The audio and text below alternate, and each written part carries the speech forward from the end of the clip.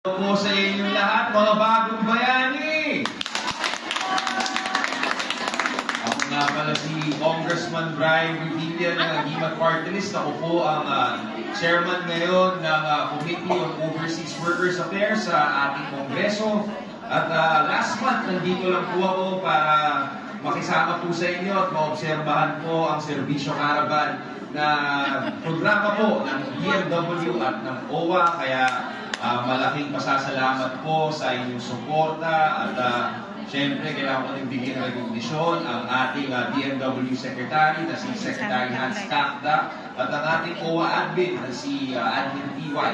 At syempre, nais ko din po magbigay pugay sa ating mga kasama dito. Unahin ko na po ang ating Consul General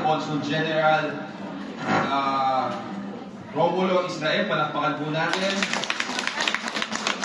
Siyempre, ang ating Deputy DSG, si Sir Bon, at si Consul Alan, at si ang ating Labat, Assistant Labat, si Kuya Tony, at siyempre, ang ating kasama sa OWA, ang aking, parang ating ko na po dito, si Ate Marilu, palakpakan po natin. Sa lahat ng mga kapatid ko na dito sa OWA, sa DMW at dito po sa Consul General's Office, thank you po sa inyong pagtanggap po sa akin at syempre sa inyong po mga kababayan natin. Maraming salamat po. Kahapon po, na-starstruck po ako dahil madami din po akong mga nakilalang mga Pilipino din po dito sa opisina.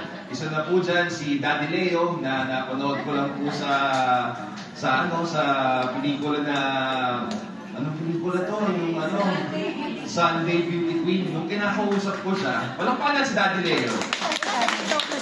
Kinakausap ko siya, sabi ko, teka lang, parang kilala ko ito Napanood na kita Tapos yun, tama nga. Siya nga po yun at isang karangalan din nakilala ko po siya.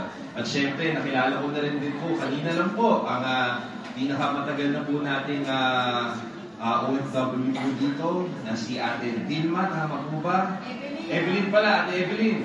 Ate Evelyn Santos, malakpakan po natin. Si Ate Evelyn ay 45 years na po pala dito nagtatrabaho sa Toronto. At ang kanyang boss daw ay isang movie producer. Tama po ba, no? Oo, tapos barkado din daw po niya si Jackie Chan. Kaya ako ay natutuwa po na nakilala ko po ang ating mga kababayan dito. At syempre, kaya po ko nandito ngayong araw na ito,